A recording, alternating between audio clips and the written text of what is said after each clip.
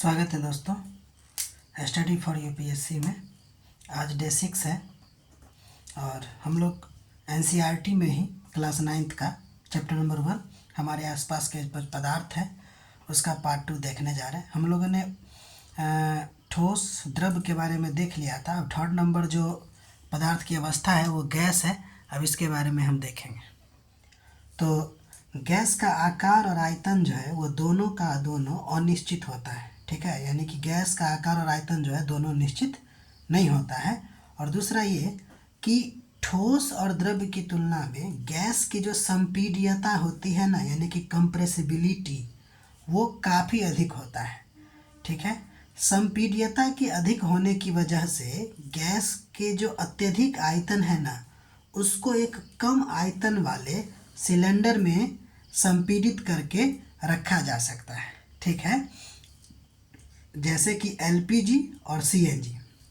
मतलब ये है कि सबसे कम संपीड्यता जो होती है, यानी कि सबसे कम कंप्रेसिबिलिटी जो होती है वह ठोस में होती है, उससे ज़्यादा द्रव में, और सबसे ज़्यादा जो है वो गैस में होती है। और गैस में होने की वजह से बहुत अधिक गैस को एक कम आयतन वाले सिलेंडर में हम जमा करके रख सकते हैं, जैसे कि एलपीजी और सीएनजी, ठीक है। आगे देखते हैं। ठोस और द्रव्य की तुलना में गैस का जो विसरण होता है ना, वो भी अधिक होता है। यानी कि ठोस से ज़्यादा विसरण की दर जो होगी द्रव में ज़्यादा होगी, और द्रव से भी ज़्यादा गैस में होगा, ठीक है। अब आगे बढ़ते हैं। गैसीय अवस्था में कणों की जो गति होती है ना, वो बहुत ही अनियमित और बहुत ही तीव्र होती है। गैस की जो अवस्था है उसमें कणों की जो गति होती है एक तो अनियमित होती है और अत्यधिक तीव्र होती है। इस अनियमित गति के कारण ये जो कण है, यानी कि जो गैस के कण हैं, वो बर्तन के दीवार से टकराते हैं, जिसके कारण बर्तन के दीवार पर दबाव बनता है, ठीक है। यानी कि गैसीय अवस्था में कणों की गति अत्यधिक तीव्र होती है। अत्यधिक तीव्र होने के कारण ये कण आपस में और दीवार बर्तन की दीवार से आपस में टकराता है, जिसके वजह से बर्तन की दीवार पर दबाव बनाता है, ठीक है। अब हम लोगों ने पदार्थ के तीनों अवस्था को देख लिया। अब हम बात करेंगे पदार्थ की अवस्था में परिवर्तन। तो पदार्थ की अवस्था में परिवर्तन दो तरीका से लाया जा सकता है। एक तो तापमान में परिवर्तन करके, और दूसरा दाब में परिवर्तन करके, ठीक है। यानी पदार्थ की अवस्था में परिवर्तन हो सकता है क्या? तो हो सकता है। तो कैसे? तो एक तो तापमान के आधार पर, यानी कि तापमान में परिवर्तन करके कर सकते हैं, और दूसरा दाब में परिवर्तन करके, ठीक है। अब आगे बढ़ते हैं।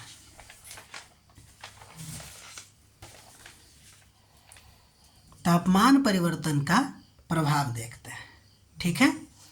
तो तापमान में परिवर्तन से क्या होता है? तो जैसे देखिए, ये तापमान है।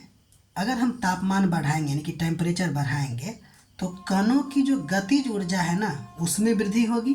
कणों की गतिज ऊर्जा में वृद्धि होने से कणों के कंपन में वृद्धि होती है, ठीक है।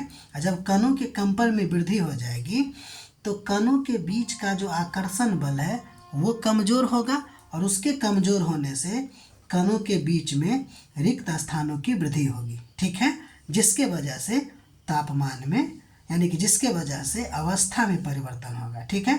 यानी कि तापमान के बढ़ने से गतिज ऊर्जा बढ़ती है, वाइब्रेशन बढ़ती है, अट्रैक्शन फोर्स कम होता है, इंटरमॉलिक्यूलर स्पेस में वृद्धि होती है, और फिर वो अपने फेज को बदल लेता है, यानी कि अवस्था को बदल लेता है। जैसे उदाहरण के तौर पे देखिए कि जब ठोस है उसको जब हम लोगों ने ताप में वृद्धि किया तो वो द्रव में बदला, और द्रव से फिर वो गैस में बदल गया, ठीक है। और जब हम ऊष्मा में कमी किए तो वो गैस से द्रव में बदला, और द्रव से फिर ठोस में। कोई कोई पदार्थ ऐसा होता है जो ठोस से सीधे गैस में बदलती है, और कुछ कुछ ऐसे होते हैं जो गैस से लेके सीधे ठोस में बदल जाती है। इस सब के बारे में हम धीरे धीरे देखेंगे। बस अभी आपको यहाँ देखना है कि ऊष्मा में परिवर्तन से और ऊष्मा में कमी से कैसे एक दूसरे से चेंज होता है अवस्था में, ठीक है। इसी से तापमान के प्रभाव, तापमान परिवर्तन से रिलेटेड ही कुछ अन्य बातें करते हैं। जैसे पहला पॉइंट ये है कि जिस न्यूनतम तापमान पर ठोस जो है वो पिघल के द्रव बन जाता है। यानी कि एक न्यूनतम तापमान होगा, एक कम तापमान होगा जिस पर ठोस पिघल कर द्रव बन जाता है, उसको हम लोग गलनांक वाला पॉइंट कहेंगे। ठीक है। और अगर हम बर्फ़ के गलनांक की बात करें तो 273.15 केल्विन होगा। ठीक है। अब हम आगे बात करते हैं। किसी ठोस के गलने की प्रक्रिया के दौरान होता क्या है। अगर कोई ठोस गल रहा है यानी कि ठोस से वो द्रव की ओर परिवर्तित अगर हो रहा है तो उस दौरान तापमान जो होता है वह सेम होता है। कहने का मतलब ये है कि जब पदार्थ अपनी अवस्था बदलती रहती है तो उस दौरान तापमान जो होता है वह सेम होता है। तो अगर पूछा जाएगा ऐसा क्यों होता है तो देखते हैं। ऐसा इसलिए हो रहा है क्योंकि जो हम ऊष्मा दे रहे होते हैं ना, वो कणों के बीच के आकर्षण बल को तोड़ने में यूज हो जाता है। ऐसा क्यों होता है, तापमान समान क्यों रहता है, क्योंकि ऊष्मीय ऊर्जा जो है, जो हम टेम्परेचर उसको देते रहते हैं, वो कणों के बीच के आकर्षण बल को तोड़ने में खर्च होती रहती है। ठीक है, खर्च हो जाती है।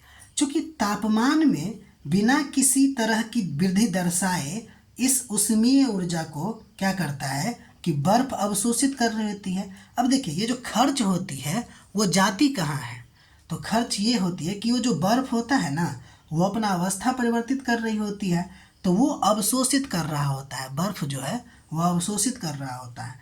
तो इसी ऊर्जा को, यही ऊष्मीय ऊर्जा को जो बर्फ अवशोषित करती रहती है, उसको हम लोग गुप्त ऊष्मा या लेटेंट हीट कहते हैं। ठीक है। अब आगे देखते हैं। तो लेटेंट हीट मतलब गुप्त ऊष्मा। गुप्त ऊष्मा मतलब छुपा हुआ ऊष्मा। ठीक है, जो अवस्था परिवर्तन के दौरान रहता है। ठीक है।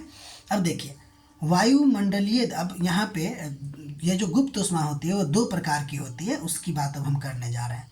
कह रहा है वायुमंडलीय दाब पर 1 केजी ठोस को उसके गलनांक पर द्रव में बदलने के लिए जितनी ऊष्मीय ऊर्जा की आवश्यकता होती है उसे संगलन की प्रसुप्त ऊष्मा यानी कि लेटेंट हीट ऑफ फ्यूजन कहते हैं।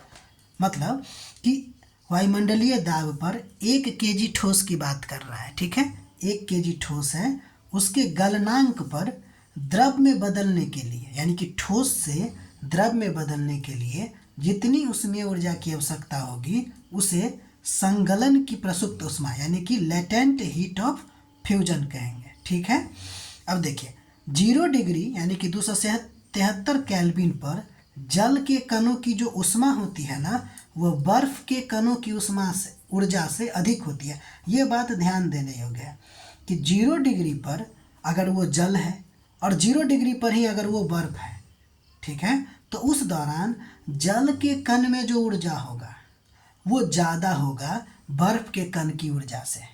एग्जाम्पल के तौर पर देखते हैं, जैसे मान लीजिए लिक्विड जो कि वाटर है 0 डिग्री पे, टेम्परेचर उसका 0 डिग्री है, और सॉलिड आइस है उसका भी टेम्परेचर सेम है, लेकिन पार्टिकल का जो एनर्जी होगा वो लिक्विड में ज़्यादा होगा लेकिन सॉलिड में कम होगा। क्यों? क्योंकि देखिए, सॉलिड में इसलिए कम होगा क्योंकि उस समय उसके पास मजबूत बंधन होगा। मजबूत बंधन होगा, पार्टिकल केवल कंपन कर सकता है, यानी कि पार्टिकल के बीच में, सॉलिड के पार्टिकल के बीच में जो बंधन होगा, आकर्षण फोर्स होगा, वो ज़्यादा होगा। और जब हम सॉलिड से या लिक्विड में चेंज हुआ है तो हुआ ये कि इसमें अवस्था परिवर्तन हुआ। अवस्था परिवर्तन के दौरान एक लेटेंट हीट काम करती है, लेटेंट हीट भी तो इसमें शामिल हो गई, तो उसके वजह से उसका बंधन कमज़ोर हुआ और पार्टिकल के बीच में गति आ गई। तो जो पार्टिकल के बीच में गति आ गई है वो कहाँ से आई? तो लेटेंट हीट के वजह से। इसीलिए सेम टेम्परेचर पर होने के बावजूद लिक्विड वाटर का सॉलिड आइस से ज़्यादा ऊर्जा होगी उसके कणों में। ठीक है। जैसे देखिए, 0 डिग्री पर पानी बर्फ बनने के लिए, यानी पानी जो है वह 0 डिग्री पर अगर बर्फ बनेगा तो उसको 334 जूल पर ग्राम ऊर्जा खोना पड़ेगा। यानी पानी जब बर्फ बनेगी तो उसको कितना एनर्जी खोना पड़ेगा? तो 334 334 जूल पर ग्राम। इसका मतलब क्या हुआ कि लिक्विड वाटर के पास आइस से अधिक इंटरनल एनर्जी उसमें होती है, जो हमने ये वाला बात लिखा है। ठीक है, तो इसको समझिएगा। ठीक है, तो ये सेंटेंस के फॉर्म में हो सकता है कि कभी पूछा जाए। अब हम आगे बढ़ते हैं।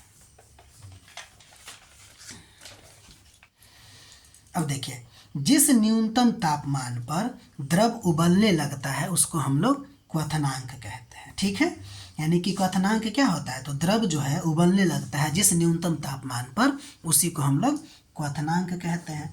ध्यान देने वाली बात है कि क्वथनांक एक समष्टि गुण है। समष्टि गुण का मतलब है कि पूरे पानी में होता है, यानी कि बल्क ऑफ द शेप में होगा, यानी कि कहने का मतलब बल्क ऑफ वाटर में होगा।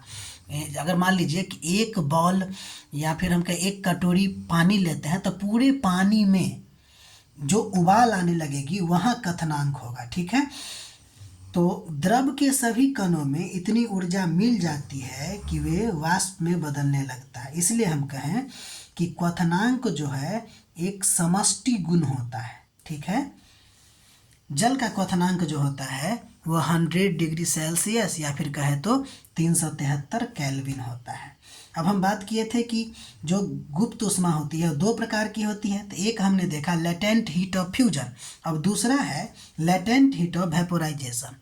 डिट्टो परिभाषा आएगा, सेम परिभाषा आएगा कि वायुमंडलीय दाब पर 1 केजी द्रव, ध्यान दीजिएगा यहाँ 1 केजी द्रव है को उसके क्वथनांक पर गैस में परिवर्तित करने के लिए जितनी ऊर्जा की आवश्यकता होगी, यानी द्रव है तो गैस में ही ना परिवर्तित होगी, तो 1 केजी द्रव को उसके क्वथनांक पर पहुंचने के बाद जब वो गैस में परिवर्तन होने लगती है तो उस दौरान जितनी ऊर्जा की आवश्यकता होती है वही उसका वाष्पीकरण की गुप्त ऊष्मा कहलाता है या लेटेंट हीट ऑफ वेपोराइजेशन कहलाता है। ठीक है, ध्यान देंगे 1 लीटर द्रव्य नहीं लिखेंगे, क्योंकि लेटेंट हीट जो है वो पर यूनिट मास में यानी कि प्रति इकाई द्रव्यमान के आधार पर परिभाषित किया जाता है, लीटर के आधार पर नहीं।